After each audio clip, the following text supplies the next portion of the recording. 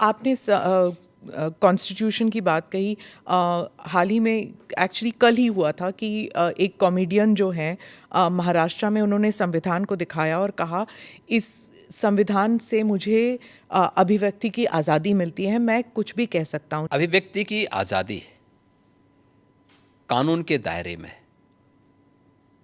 संवैधानिक मूल्यों के दायरे में होना चाहिए और उसी दायरे में अभिव्यक्ति की स्वतंत्रता है।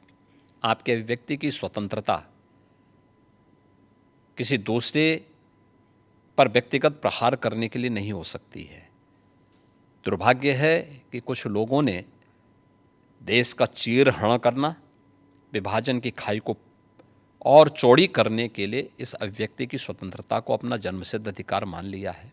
और मुझे लगता है ऐसे लोगों के खिलाफ जो समाज में विभेद पैदा करके सौहार्द को खतरे में डालने का कार्य कर रहे हैं, उनके साथ कानूनी तरीके से उनके साथ उसी प्रकार का व्यवहार भी होना चाहिए। महाराष्ट्र में ही कुछ महीने पहले एक स्लोगन उठा था, बटेंगे तो कटेंगे।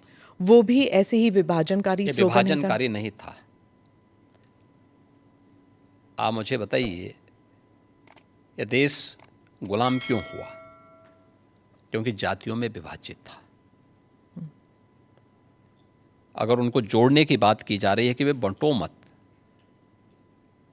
अच्छे के बारे में सोचो, विकास के बारे में सोचो, विरासत के बारे में सोचो।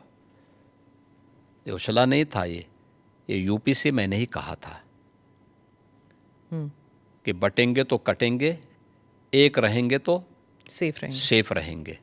तो ये बात यहाँ से हमने कही थी और मुझे लगता है कि चीज़ें आगे बढ़ी, लेकिन इसमें बुराई आगे बढ़ी। इलेक्शन जीत गए आप? नहीं, इलेक्शन हम उससे कारण नहीं जीते। इलेक्शन के बहुत सारे कारण होते हैं। एक नारा इलेक्शन जीतने का कटने की बात जब होती है तो कैसे जुड़ने की बात? क्या बात करते हैं, क्यों नहीं जुड़ेंगे? जब कटने काटने की बात आप मुझे बताइए, इतिहास में करोड़ों हिंदू काटे नहीं गए क्या? तो फिर लाखों हिंदू कश्मीर में काटे नहीं गए क्या? काटे नहीं गए थे।